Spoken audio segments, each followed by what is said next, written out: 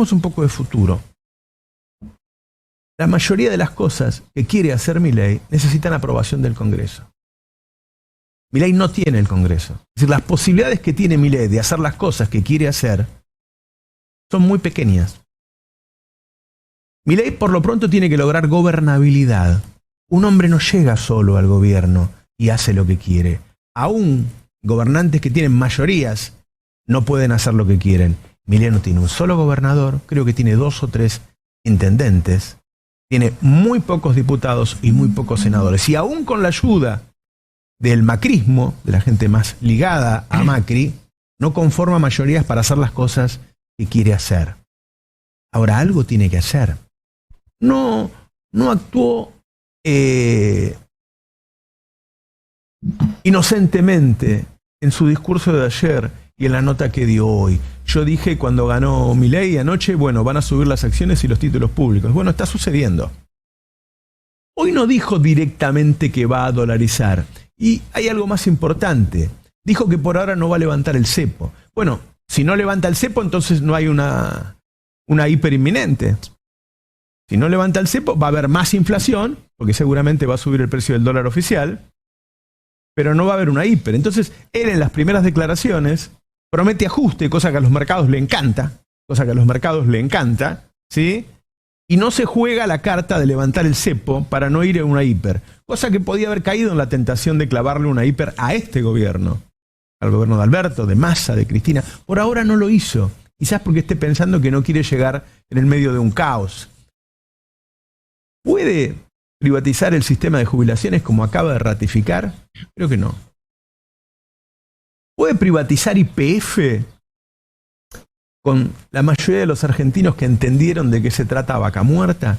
Creo que no. Creo, y esto me lo ha dicho mucha gente con la que hablé, que a Milei lo votaron a pesar de esas cosas, no por esas cosas. Tengo para mí que la mayoría de la población lo que quiere es que le frenen la inflación.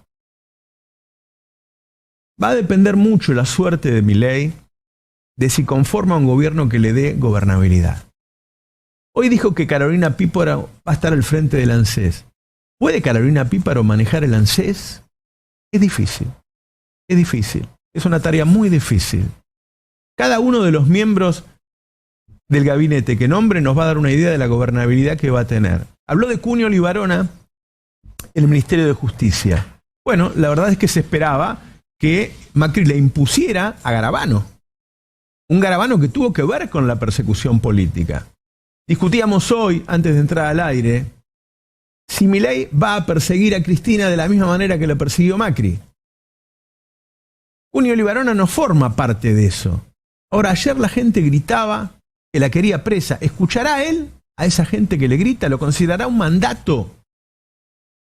Macri le dirá, es necesario que persigas a Cristina, a Massa, a todos los que puedas, así mientras estás haciendo el trabajo sucio, la gente mira para otro lado. Es posible. Macri no logró hacer cambios estructurales en la Argentina. Bajó los ingresos mucho, es cierto. Pero no pudo reformar el sistema de jubilaciones ni el sistema laboral, no pudo privatizar YPF. Las cosas que le hubiera gustado hacer no las pudo hacer porque un presidente no tiene todo el poder. Y lo que elegimos ayer es solamente un presidente. A los gobernadores, a los intendentes, a los diputados, a los senadores, a los legisladores, los habíamos elegido hace un mes. Y ese es un núcleo de poder muy importante. También los empresarios son un núcleo de poder muy importante. Y no todos quieren, por ejemplo, una dolarización. Es decir, sabemos que perdió el macrismo, que perdió el peronismo. No sabemos qué cosas puede hacer este nuevo gobierno. No sabemos cómo se va a conformar. ¿Quién va a ser el líder? Hay una cosa que me preocupa particularmente, y que es que Argentina vuelva al camino de la violencia. La verdad es que Victoria Villarroel se ha mostrado violenta en muchas declaraciones, ha insultado a las madres y a las abuelas, ha justificado el genocidio, ha justificado la dictadura. Si le dan a Victoria Villarroel defensa y seguridad, creo que es un peligro para el país. Creo que si Victoria Villarroel se comporta como ministra en la forma en que suele comportarse en los medios de comunicación, creo que es un peligro. Creo que el mayor peligro que tenemos por delante es el de la violencia. Me cuesta mucho pensar que Milei pueda dar vuelta al país como un guante y que nos convertamos en un país sin salud pública, sin educación pública, sin YPF y sin jubilados del Estado. No digo que es imposible. Me parece bastante difícil que lo pueda lograr. Así como Alberto tuvo poco poder, Milei va a tener poco poder. Lula tiene poco poder. Los presidentes no hacen lo que quieren en un país. Me parece que para ir asentando, para ir asimilando, para ir entendiendo qué es lo que ocurrió, tenemos que empezar por ahí. Ganó la presidencia. La Cámara de Diputados, la Cámara de Senadores sigue teniendo la misma conformación que tenía, los gobernadores, los intendentes, las fuerzas vivas, todos los que se manifestaron en contra, siguen estando ahí. Y un último comentario, antes de hablar con mis compañeros, sobre el rol de la prensa en Argentina. Hace muchos años que la prensa tiene un discurso antipolítica, y eso es altamente peligroso. Ese que se vayan todos, que viene cada tanto, en vez de decir, bueno, voto a otro partido, no, que se vayan todos, que se vaya a la política, es peligroso. Arrepentirte un día antes, como hizo por ejemplo Fontevecchia, ya no sirve. Porque las miles de tapas de Fontevecchia contra la clase política, las cientos de tapas contra Cristina, humillándola, ya no se sale de ahí. Eso quedó en el recuerdo de la gente. El discurso antipolítica es muy peligroso. El discurso antiperonista del odio, el armado de causas, todo lo que ha ocurrido en los últimos años, jugó ayer en la elección también. Yo discrepé con estos 4 años de gobierno, fundamentalmente con Alberto, que es el presidente, pero también con Cristina y con Massa. Ahora, de ahí a decir que son todos chorros, bueno, va generando la situación para que después gane cualquiera. Así pasó en Brasil con Bolsonaro. Las corporaciones querían que no estuviera el Partido de los Trabajadores, pero no sabían que ellos no iban a poder poner el presidente. Y fue Bolsonaro. Y les hizo un desastre. Ojalá no ocurra acá, pero las responsabilidades son históricas. Pasa lo mismo con los periodistas de Corea del Centro. Los últimos días pedían que no lo voten a Milei. Pero ellos, cada vez que se armaba una causa y se decía que Cristina se había afanado esto o lo otro, eran los primeros en repetirlo, sin siquiera leer un expediente. Yo nunca puse las manos en el fuego por nadie, por si robaba o no robaba. Lo que sí me tomo el trabajo es de leer los expedientes. Bueno, todo eso ayer, en parte, no solo por eso, nadie gana una elección solo con los medios y nadie pierde una elección solo por los medios. Cristina con todos los medios en contra ha ganado elecciones. Alberto con los medios en contra ha ganado elecciones. Pero eso juega en un sentimiento muy profundo, no solo antiperonista, sino antidemocracia. La gente ya no respeta la democracia como la respetábamos en mi época cuando salíamos de la dictadura. Y ese sí que es un problema. Buenos días, compañeros, compañeras, ¿cómo están? Roberto. Buen día. Buenas. Bueno, ya dio el primer reportaje, Milei. ¿A quién se lo dio? ¿A Feynman? Estuvo con Feynman y estuvo en Radio Continental también. Creo que dio 2. Y ayer había dado uno cortito a Feynman, que lo saludó, duró 3-4 minutos. ¿Es como una especie de copresidente, Feynman? No, bueno. Y habla mucho. De hecho... Todo puede ser igual. Yo dije no, pero me quedé pensando. Vamos a ver. No descartes. Yo descarto nada. No, bueno, ha tenido una relación muy estrecha Milei con presentadores de medios, puntualmente con Feynman y puntualmente con Fantino. De hecho, si uno mira un poquito este gabinete que empieza a insinuar, Mariano Cunio Levarona es un habitual columnista de Fantino en temas de justicia. Así que empiezan a aparecer personajes muy vinculados a... Es la mesa de animales sueltos, más o menos, ¿no? Bueno, falta Santoro. No lo descartemos. Bueno, a ver, ayer empezaron a circular nombres para algunas áreas estratégicas muy delicadas del Estado, por ejemplo la AFI.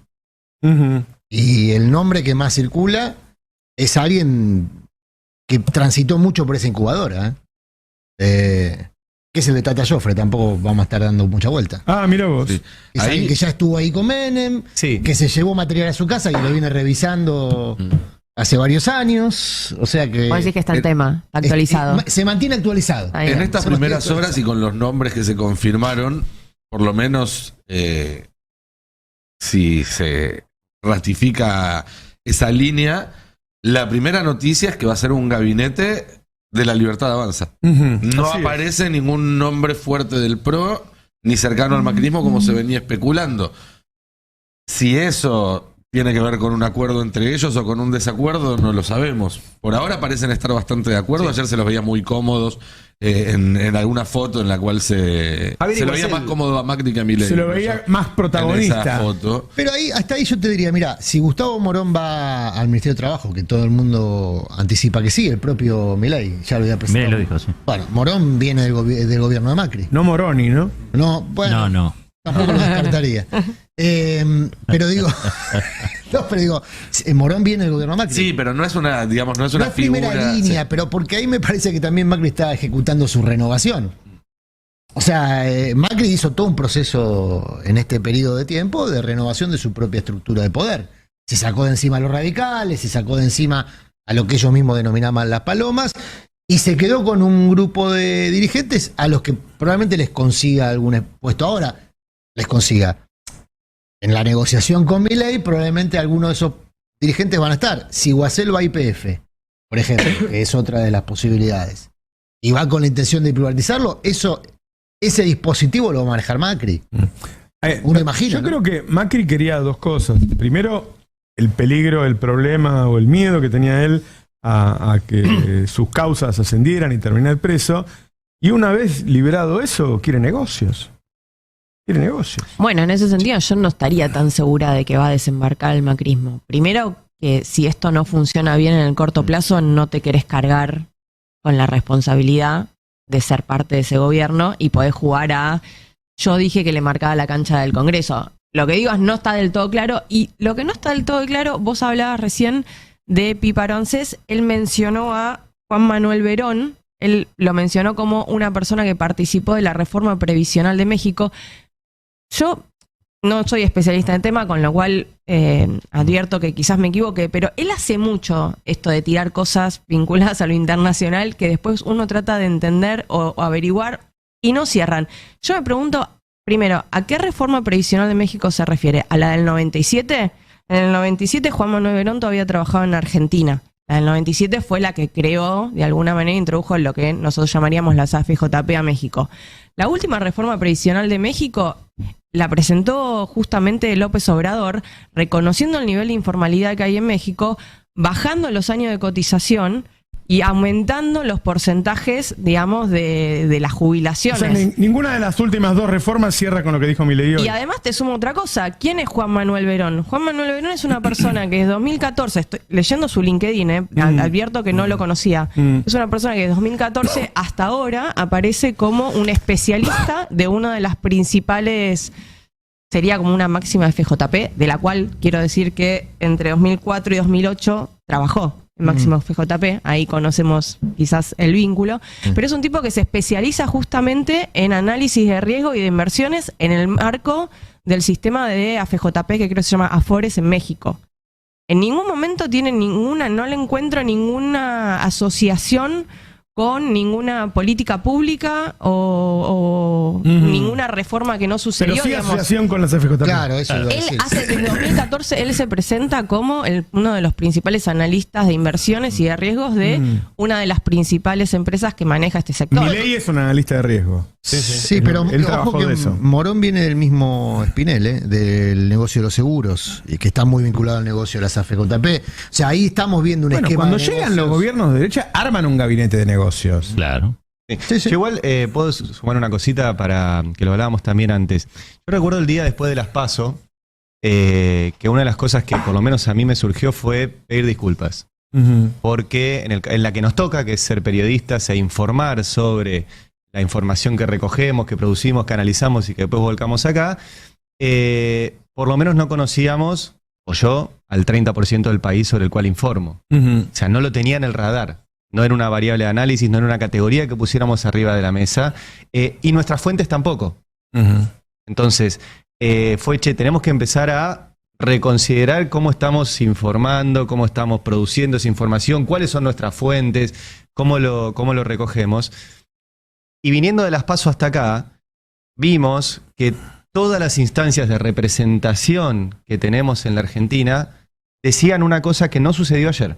Todas. Los partidos políticos, las ONGs, los clubes de fútbol, los colectivos de lo que se te ocurra, desde el colectivo Ni Una Menos hasta los fanáticos de Star Wars. O sea, todos los colectivos más o menos grandes de representación que nosotros veíamos y reflejábamos todos los días, decían otra cosa que no sucedió ayer.